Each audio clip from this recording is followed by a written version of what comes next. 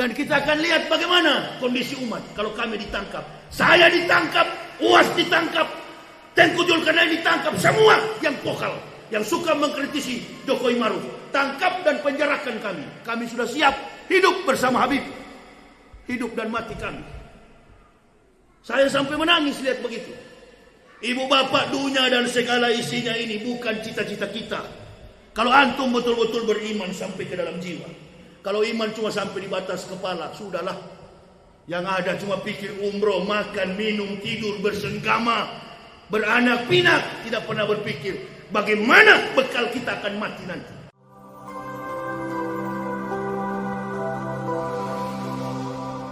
Ganggu terus Islam, terus kau ganggu Islam ini. Umatnya tidak akan mungkin melawan. Jamaah jangan melawan ya. Justru kalau antum melawan, Allah tidak akan bekerja. Coba lihat kalau kita nggak demo-demo. Cuma malaikat yang kecil, saya dikasih tahu. Ustaz, kami lagi utus malaikat paling kecil di Ars. Yang mana? Malaikat masih kekanak-kanakan main apa itu? Kelereng di Sulawesi Barat. Belum yang diutus yang remaja punya, belum yang dewasa punya, belum yang yang tuanya punya. Rata Indonesia ini. Ini cucu Nabi kau sembunyi di dalam penjara. Dengan air mata dia berdiam. Sampai saya dengar sakit itu Habib. Saya ibu bapak bukan dari darah Islam. Saya bukan dari keturunan orang Islam. Tapi saya malu menyebut-nyebut Nabi Muhammad, nama beliau.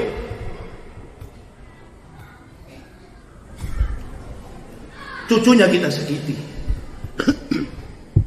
Apapun kesalahan Habib, ada kata-kata yang kurang pantas disebut. Semua manusia begitu bila dalam tekanan politik yang keras. Saya berulang-ulang katakan, perjuangan Habib Rizik itu sama dengan perjuangan para nabi. Saya bukan dari darah orang Islam, saya orang Manado.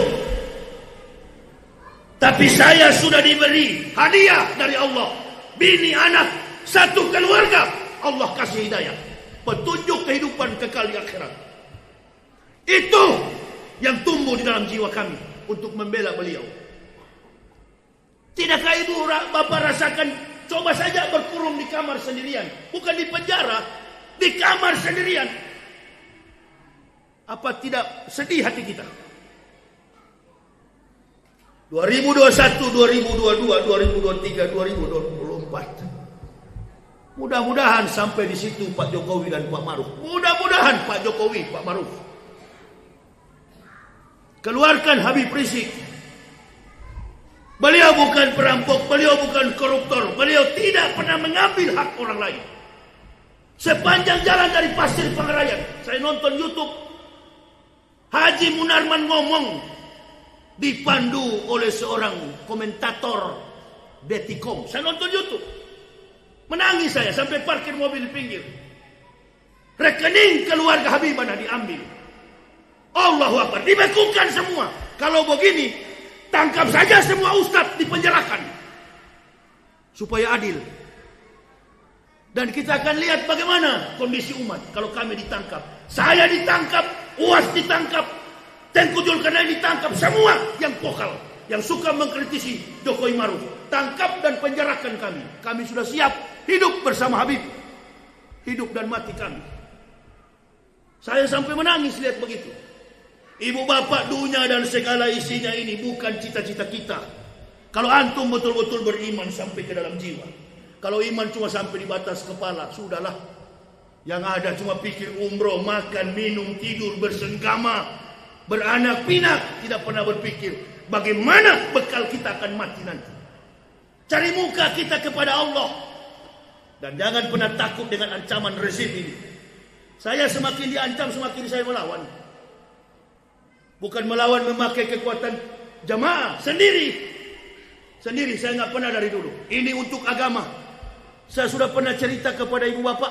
Saya ditabrak di Palopo di Sulawesi. Orang kafir tabrak mobil saya. Terlempar dia. Masuk ke rumah sakit. Daik. Ini istri saya lagi ikut. Pagi-paginya saya antar ke bandara dia. Kau pulang duluan karena dia mau melahirkan. Biar saya yang jalan sendiri. Pergi ke Tanah Toraja berdakwah. Sampai di sana ditabrak mobil saya. Pulang dari ceramah jam 1 malam. Begitu ditabrak, masuk rumah sakit. Anak muda, jahit 82 jahitan. Di dalam rumah sakit dia ngomong. Waktu saya tabrak Ustadz, di dalam mobil Ustadz itu banyak sekali orang tua-tua berjubah putih di dalam mobil. Saya bilang tidak ada, cuma saya sendiri. Saya nggak pernah pakai sopir, saya nggak pernah pakai pengawal. Paling gampang kalau mau bunuh saya ini, Pak Kades. Bapak pun kalau tersinggung sama saya, kita baku hadir di luar sana nanti. Maksud saya begini Pak Kades, sebagai pemimpin Islam, mari kita bersandar kepada Allah. Itu kalau pemimpin politik boleh kita memperalat massa dengan kekuatan argumen untuk bertarung secara politis. Tapi ini bukan barang politik, ini hukum vertikal, mengadu kepada Allah. Jangan jadi seperti Ibrahim, sudah siang malam dengan Allah, bergaul dengan Allah, sujud menyembah kepada Allah. Dalam Quran surah Al-Baqarah 260, Ibrahim pernah meragukan kekuatan Allah. Ya Allah ya Rabbi, kaifa tuhyil mautah? Bagaimana ya Allah engkau bangunkan orang makhluk yang sudah mati?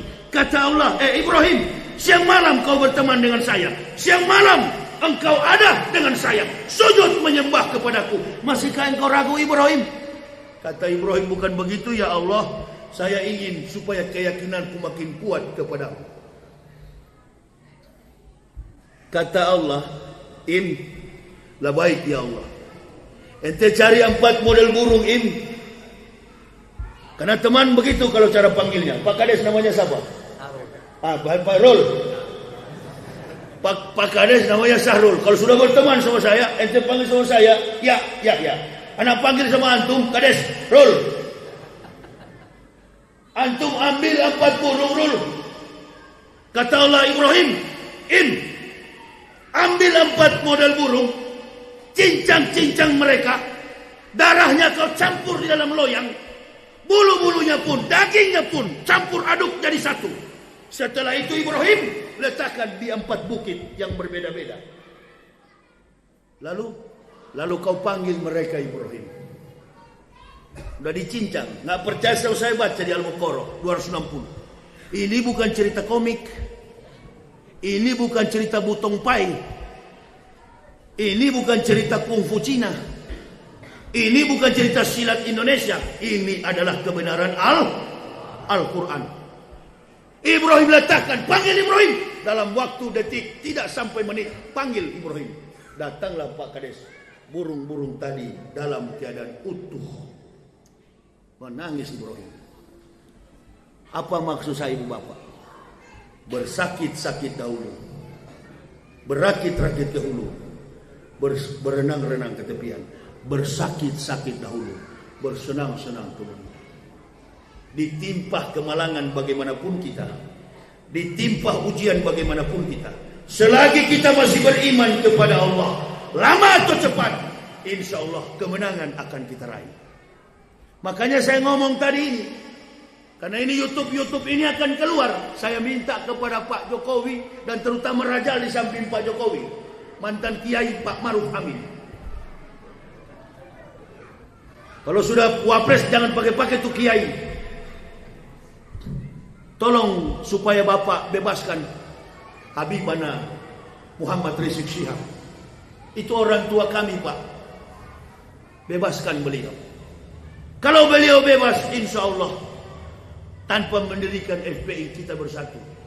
Karena kalau beliau tidak bebas, ibu bapak percaya, lebih besar akan datang di belakang kita ini. Nanti kita lihat kalau nggak percaya. Saya pernah ngomong di ceramah di Medan, di pantai selatan Jawa akan ada 9, sekian skala Richter. Ada yang maki-maki saya. Mana betul, mana mau terjadi, mana memang terjadi betul. Habis daerah pantai selatan Jawa. Nah ini juga di Palu pernah saya bilang, Di Lombok sana pernah saya bilang juga begitu. Terjadi. Ceramah di Pekanbaru, di kota Pekanbaru. 1-2 hari ini akan ada gempa. Ini tahun 2021 ini adalah tahun petik daripada 2020. Nanam padi 3 bulan lalu, petiknya 3 bulan depan. Kemarin di ujungnya masih ada masalah, kematian 6 pemuda. Itu baru tumbuh tunasnya. Buahnya mana? Tunggu Komnas HAM. Apa Komnas HAM ini berani atau tidak? Kalau Komnas HAM kalah, aduh, ini yang sangat bahaya sekali. Ke depan sana lebih besar. Karena kalau manusia sudah tidak adil, kalau manusia sudah tidak bisa menunjukkan kebaikan, Allah yang akan tunjukkan kebaikannya. Dalam bentuk apa? Musibah. Mungkin bukan 6 skala Richter, Pak Kades. Tapi yakinlah kalian di Sumatera ini, nggak bakal tersentuh. Insya Allah. Mulai dari Lampung, Jambi, Palembang, Islamnya sampai ke Nanggro Aceh, Darussalam. Insya Allah masih asli. Amin ya Allah ya Rabbal. Nggak mau percaya, diam-diam dia. Inilah Pak Kades, wajah daripada Islam Indonesia. Sudah dibilang begitu lama sekali dia respon. Dia kayak heran ini. Ini kok orang dari Kristen, dari kafir masuk Islam bisa ceramah begini. Ya saya nggak bisa mungkin ya. Saya aja masih ragu-ragu dengan Islam. Nggak percaya saya kalau Pak Yahya percaya betul kepada Islam. Antum yang bahlul jangan samakan dengan saya. Antum yang tidak beriman betul-betul jangan samakan dengan saya. Antum mau lihat orang beriman, lihatlah perjalanan dakwanya. Sudah hampir 15 tahun kami berdakwah. Tuh ada istri saya di belakang, tanya. Anak saya dari kandungan sampai lahir sudah 3 tahun lebih. Ada pernah mengidap penyakit? Siang malam kami di jalan. Bahkan anak saya itu kalau pas tempat luas begini, tambur-hambur semua ini Quran-Quran ini. Aktif sekali anak saya. Sampai ada jemaah bilang, Ustadz ini imunisasi. Nggak pernah kami kenal imunisasi. Apalagi sekarang ini. Oh, jangan coba-coba antum ke rumah sakit atau ke puskesmas Pak Kades. Ibu yang di Pasir Pengarayan ngomong sama istri saya. Saya Bu dibawa ke puskesmas, dipaksa periksa. Lalu saya nggak periksa Bu, cuma duduk-duduk. Datang perawat. Bu, dipanggil namanya. Ibu ke ruangan sebelah, ke kasir. Ada apa? Ibu negatif Covid. Karena ibu negatif, mohon maaf Bu, bayar 400.000. Innalillahi. Jadi sudahlah, ini kalau bukan politik, bisnis. Bisnis ini, barang ini divaksin, lagi ribut sekarang. Orang mau divaksin, apa dilakukan nggak? Kakak saya dari Manado, Dek, boleh nggak kita divaksin? Silakan. Tapi saya masih ragu. Kalau masih ragu, jangan. Apakah saya mengatakan kepada jamaah jangan divaksin? Oh, nggak boleh. Itu hak bapak ibu, bukan hak saya. Nggak boleh. Terkait dengan konteks bernegara, beda kita. Nggak boleh saya masuk ke situ. Paham kira-kira? Supaya nih bajingan-bajingan ini tahu bahwa kami para ustadz tahu konsep bernegara. Itu urusan ibu bapak, itu urusan horizontal. Urusan vertikal baru sama saya. Di mana hadisnya Ustaz? Begini, Rasulullah pernah pergi ke Madinah. Madinah itu sarangnya orang-orang Ansor, tempatnya, basisnya Ansor. Pemuda-pemuda Ansor sedang memanen anggur. Datang Rasul sallallahu alaihi wasallam. Hei, ini buah kenapa kalian potong-potong? Padahal anggur itu dicangkok. Kata seorang salah satu petani anggur, ya Rasul, kita cangkok karena dari sinilah anggur ini berbuah, hasilnya pun besar di setiap tahun. Kata Rasulullah, jangan dicangkok. Sudah beginilah bentuk yang diturunkan Allah. Karena Rasul yang bicara, pemuda Ansor ikut. Tahun depan begitu panen merosot.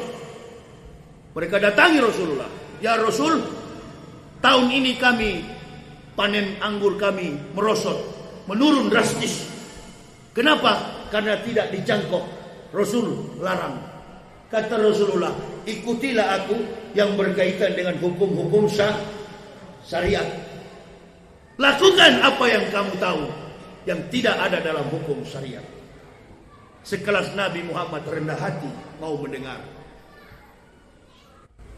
Jadi kalau tidak berkaitan dengan akidah, silakan ibu bapak tanya kepada Kades atau tanya kepada Satgas Kopat Covid. Kalau nggak divaksin ibu bapak didenda 5 juta. Mau itu? Kalau denda 5 juta lebih baik beli motor bebek atau pupuk sawit. Disuruh suntik, disuruh vaksin, boleh. Ini ada Pak Kades. Saya sebagai penceramah mau balik, cuma memberikan saran Pak Kades, kalau jamaah saya ini akan divaksin, berikan contoh vaksin yang sama, jangan beda mereknya, jarum suntiknya pun sama. Petugas Kopat Covid dulu divaksin. Andaikan kalau habis sunat habis suntik itu roboh, mati, semuanya lewat begitu. Jangan cuma Pak Kades kan.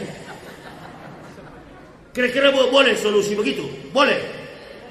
Ya, karena ada orang ketemu saya di Hotel Pangarayan, bilang begitu sama saya. Hotel apa itu? Sapadia. Saya tanya, ngomong ngapain di sini? Ustadz, saya tim apa itu? Satgas vaksin. Ustadz kalau ceramah minta tolong sampaikan ke jamaah, jangan menolak untuk divaksin. Ya, saya tidak mungkin saya. Kalau saya memang tidak mau divaksin, kenapa Ustaz? Ya saya sehat, bagaimana divaksin?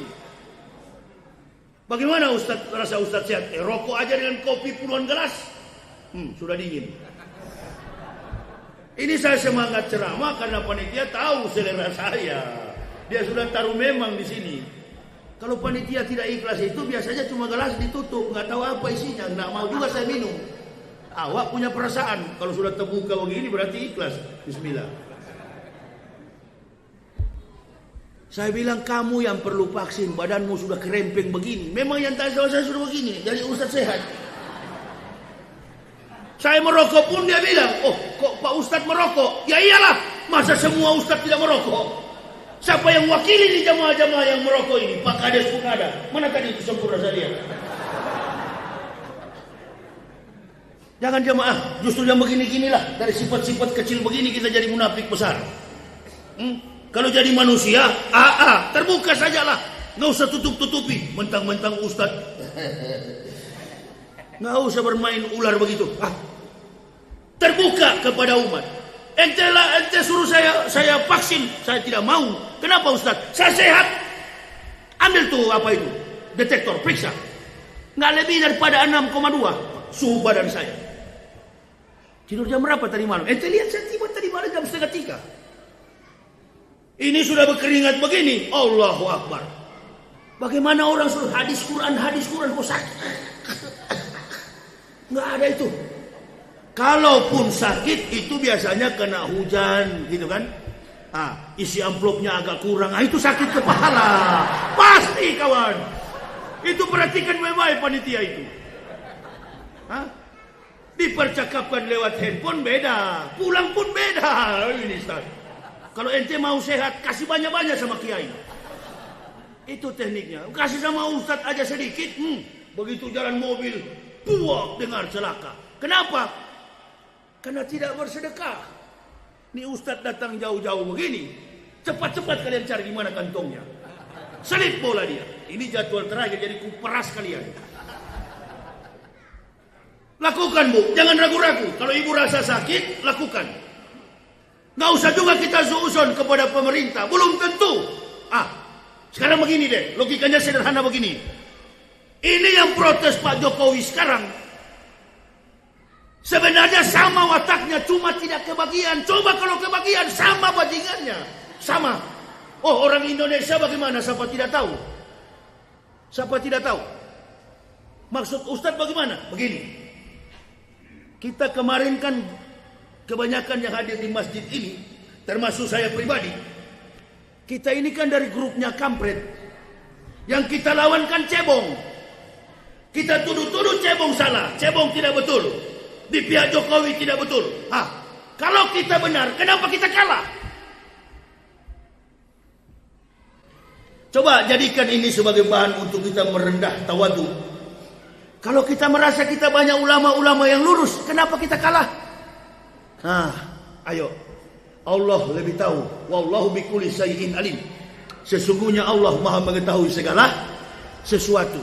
Jangan sampai ibu bapak cuma karena kebencian politik sampai 2024, bahkan sampai saat ini kita diadu domba terus. Polisi, tentara di luar sana bukan musuh kita. Pak Kepala Desa sebagai seorang pemerintahan yang ada di desa, kecamatan, kabupaten, provinsi, semua kita bersaudara dan tidak menutup kemungkinan aparat di luar sana, siapa tahu adik kita, siapa tahu kakak kita, tetangga kita, om kita, anak kita, cucu kita. Mau apa kita? Mau kita diadu domba? Perhatikan baik-baik. Gus Nur ditangkap, Maher ditangkap. Bahkan Habibana kumpul di satu ruangan.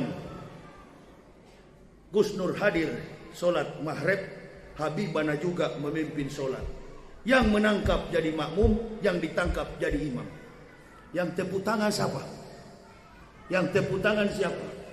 Iblis dan kafir. Mari kita perkokoh ukhuwah Islamiyah. Allah Subhanahu wa taala sedang menguji umat Islam di Indonesia. Kenapa? Karena sudah terlalu banyak ajaran Islam yang tidak murni. Bukan lagi mengajarkan orang untuk mencintai Allah dan Rasul, tapi bagaimana mencintai seorang penceramah, seorang figur. Saya sering dengar itu. Kadang-kadang saya mampir dengan istri, ada ustadz bicara mic-nya sampai 15. Di sini mic, di sini mic, di sini mic, di sini juga ada mic dari atas ke bawah begini. Jenggotnya minta ampun sampai di dada, sampai di perut. Isi ceramahnya bidah, kafir, bidah, kafir. Yang dia serang adalah umat Islam. Saya bilang, pidato iblis dari mana ini? Jangan-jangan salah dengar saya ini. Jangan diundang di sini Pak Kades. Nggak dibutuhkan model penceramah seperti itu. Antum mau marah sama saya? Silakan marah. Tujuan saya adalah baik. Saya bekas kafir, paling senang melihat dulu waktu saya masih pendeta, paling suka mendengar kalau orang Islam dengan orang Islam saling menjelek-jelekan. Ini teori kafir yang dia pakai. Jangan dengar yang begitu. Kalau sebagai ustaz, saya katakan saja, di sini kita mengaji, belum tentu saya sampaikan benar. Mungkin ada ulama lain yang beda mazhab lebih baik. Itu baru ulama. Ini saya bilang jangan pernah bangga jadi pemimpin agama lalu memperalat umat. Ujung-ujungnya antum imanuhum fi amplopihim. Sama dengan di pasar, sama dengan di iklan televisi. Yamaha paling di depan. Honda Bebek paling belakang. Apa yang dia cari, Pak? Jujur aja Pak Kades, apa yang dia cari? Fulus. Antum kalau mau berdakwah keliling Indonesia jangan naik pesawat. Jangan pakai pengawal. Jalan sendiri. Jamaah sering tanya sama saya, Ustadz sering diancam. Allahu Akbar. Ancaman kepada ustadz-ustadz lain 1000 kali lipat ancaman yang datang kepada saya. Ancaman kepada saya ini dari orang-orang kafir, kiri kanan, muka belakang, atas bawah. Naik peri cuma bertiga. Tapi awak tidak bodoh. Setiap naik peri awak lipat di sini pisau 2 biji. Kau dekati ku robek. Ya. Apalagi sekarang banyak orang gila. Lambat kalau dikasih masuk rumah sakit. Biar saya yang kasih sembuh. Begitu kan? Umpamanya begini. Pak Kades mau coba serang kan pura-pura gila. Ini mic ini setengah Pak masuk di kepala ini. Insya Allah dikasih contoh. Coba-coba sajalah kalau ada yang mau coba-coba gila. Jangan ganggu ustadz lain. Tunggu Yahya Waloni. Begitu. Tantang yang begini. Jangan langsung mendengar, kita jaga 5 di belakang, 5 di samping, 5 di kiri. Innalillahi. Allah bilang sudah tidak usah dikawal itu. Malaikat tidur aja. Pergi ke Malaysia saja, kawal ustadz-ustadz Malaysia. Kenapa? Dia sudah banyak makhluk yang kawal. Nabi-nabi Pak jalan dengan keluarganya. Minta ridho sama Allah.